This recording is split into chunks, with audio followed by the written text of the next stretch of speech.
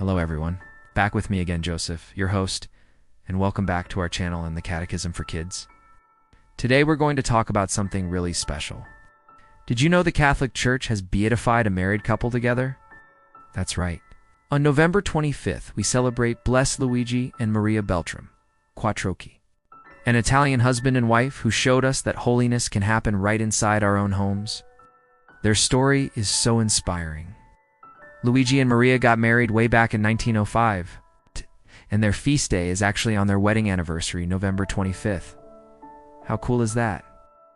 They built what Pope John Paul II called a domestic church, a home filled with love, prayer, and service to others. They faced big challenges, including 2 world wars, but their faith in God never wavered.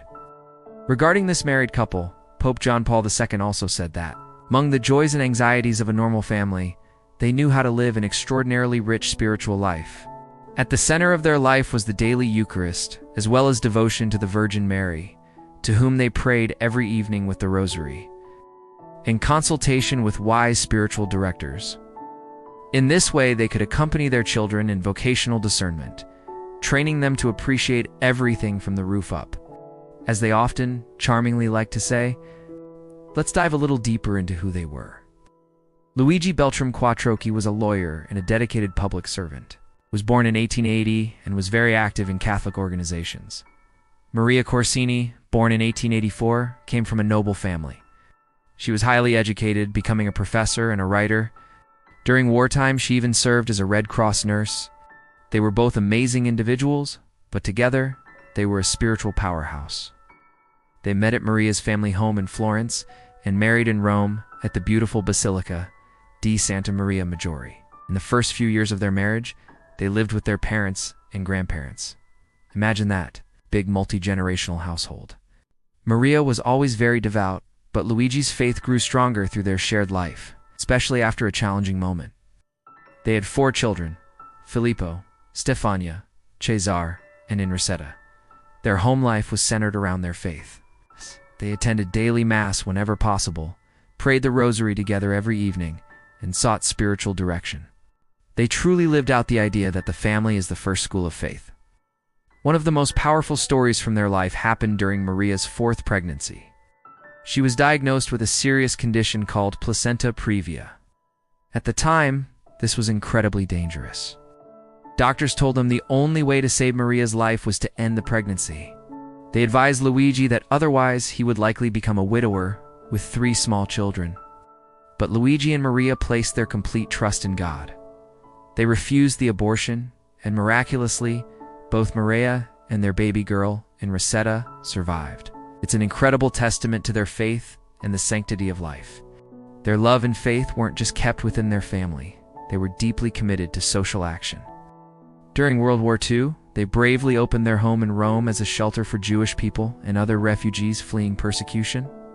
They also helped start several important Catholic organizations. They were among the founders of the Italian Catholic Scout Association. And they were involved in an organization called Unitalsi, which helps sick people make pilgrimages to holy sites like Lourdes. They truly put their faith into action, showing love and compassion to everyone around them. Luigi died the 9th of November 1951 in Rome.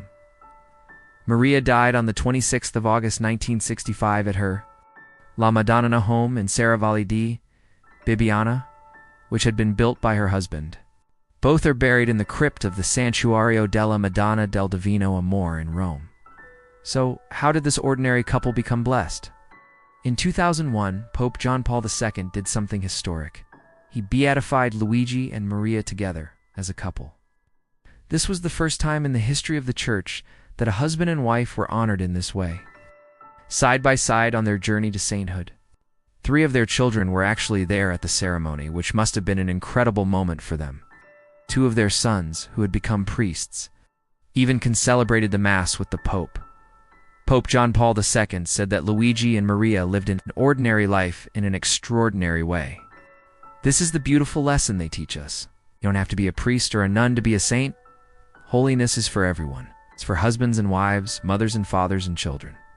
It's found in the everyday moments, in loving your spouse, raising your children in faith, doing your work with integrity, helping your neighbors, and trusting in God through good times and bad. Their legacy continues today. Foundation Luigi and Maria Beltrame Quattrocchi was created to help couples prepare for marriage and to support them in their life together. The cause for the beatification of their daughter, Enriqueta, the baby who doctors said wouldn't survive, has also been opened. What a family. A second miracle needed for their canonization was investigated from the 11th of March 2014 to the 17th of December 2014. If declared verified, the two will be canonized as saints. Their relics are contained in a crypt at the Santuario della Madonna del Divino Amor in Rome. The lives of Blessed Luigi and Maria show us that holiness begins at home. By loving God and loving each other, a family can become a bright light.